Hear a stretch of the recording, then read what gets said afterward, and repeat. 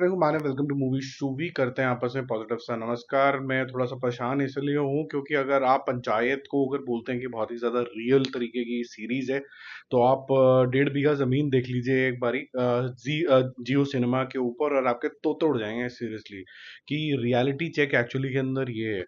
जिस गहराई से और जिस समय इन्होंने बांधा है पहले 15-20 मिनट के अंदर, मैं आपको गारंटी देता हूँ कि 15 मिनट के अंदर इतने अच्छे सीन्स चल रहे होंगे, हैप्पी सीन्स। लेकिन आपकी आंखें जो होंगी ना वो नम हो जाएंगी। अच्छे वजह से नहीं, बुरी वजह से। मैं आप सारी स्टोरी आपको बताऊंगा और साथ साथ में ये भी बताऊंगा कि मूवी इतनी इम्पैक्टफुल क्यों है। जमीन से रिलेटेड है पहले तो, लेकिन जिस तरीके से मूवी शुरू होती है वो ऑलमोस्ट रक्षाबंधन के जोन में शुरू होती है, जैसे अक्षय कुमार भी था।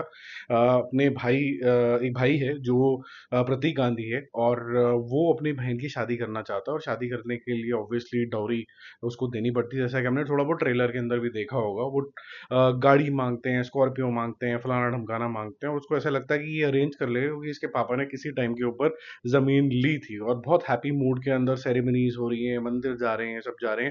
लेकिन सब होते हुए आपका जो दिल होगा वो बड़ा सा ही घबराएगा कि बेचारा खुद तो बाइक पे है, अपनी बहन के लिए इतना कुछ कर रहा है, जो समाज है वो एक्सेप्ट कर चुका है डाउरी एज अ सिस्टम, तो आपको थोड़ा गुस्सा सा भी फील होगा। तो ये इतनी अच्छी डायरेक्शन है, इतने अच्छे आर्टिस्ट हैं, ये आपको फील करा देते हैं, आपको गुस्सा आना शुरू हो जाता है सिस्टम के ऊपर। और आपका गुस्सा बिल्कुल पीक हो जाता है जब ये पता चलता है कि ये इसको बेच भी नहीं पाएगा जमीन को, क्योंकि ये जमीन चाहे इसके फादर के नाम पे, लेकिन पोजेशन किसी एमएलए ने ली हुई है।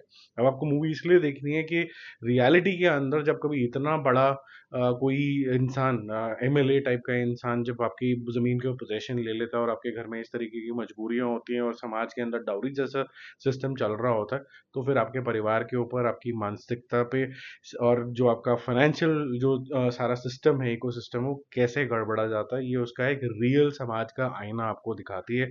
प्रतीक गांधी है इसके अंदर, और भी बहुत सारे कलाकार हैं। हर एक कलाकार, हर एक कास्टिंग एकदम पिच परफेक्ट है। उनकी एक्टिंग के अंदर आप एक भी फ्लॉ नहीं निकाल पाओगे, चाहे वो बहन हो, चाहे उसके ससुर हो, चाहे उसका शर्माता हुआ आप बोलिए कि हस्बैंड है, कोई भी आप ले लीजिए, बेशरम एमएलए है, उससे बेशरम प्रॉपर्टी डीलर है, जो मतलब झूठी कस्में खाते रहते हैं, आपके आसपास भी होंगे, आपको ये सारे कैरेक्टर्स बहुत ज्यादा रियल लगेंगे। अब half way of the movie क्योंकि थोड़ी सी ये ड्रैग होने लग जाती है, तो वो मैं ये जरूर बोलूंगा कि इसकी स्टीम लूज होती है। पर एट द सेम टाइम जो इन्होंने टॉपिक उठाया है यहाँ पर और जिस तरीके से इसको इनैक्ट किया है, मतलब दिल एकदम भारी हो जाता है। और आप बोलते हो कि यार, जहाँ पर पंचायत का सीजन 1 और 2 एकदम सुपर डुपर था, जिसके अंदर बिल्कुल रियल आपको पंचायत के गाँव के जोन के अंदर पहुंचा दिया गया था, और तीसरे वाले में आते आते कहीं ना कहीं स्टोरी से वो थोड़े से इधर उधर बिखर गए, वो थोड़ा सा क्रिएटिव लीप लेने लग गए।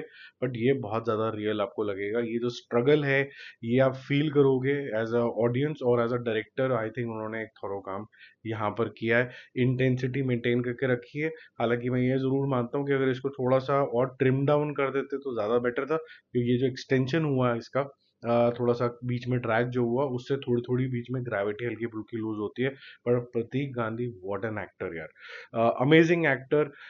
जो वो हंस रहा होता है, पहले स्माइल कर रहा होता है, लेकिन आप दुख फील कर रहे हो। ये आर्टिस्ट का कमाल देखिए कि कितना जबरदस्त तरीके के एक्सप्रेशंस हैं कि कहीं ना कहीं उसको ये फियर है, उसकी बॉडी लैंग्वेज के अंदर वैसे स्माइल है कि he will lose out on something also. उसको घर से कुछ ना कुछ अरेंज करना पड़ेगा।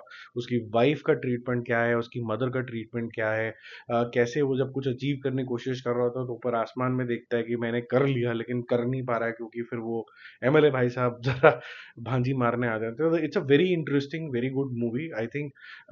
जो मेट्रोज में रहते हैं उनको तो ज़्यादा ये सारी चीज़ों का सामना इतना ज़्यादा नहीं करना पड़ता है, लेकिन जो बेचारों की ज़मीनें हैं और पहले फार्मर्स थे और फिर कुछ वजहों से फार्मिंग नहीं कर रहे हैं, कुछ अपना बिजनेस कर रहे हैं, जैसे ये वीट का बिजनेस कर रहा होता है, उनकी ये रियल परेशानी है। और काफ़ी सारे लोग इस तरीके के सब्जेक्ट से रिलेट भी करेंगे। और हम कहते हैं समाज से बहुत सारी बुराइयां चली गई हैं और ये गवर्नमेंट ने बहुत सारा काम कर लिया है।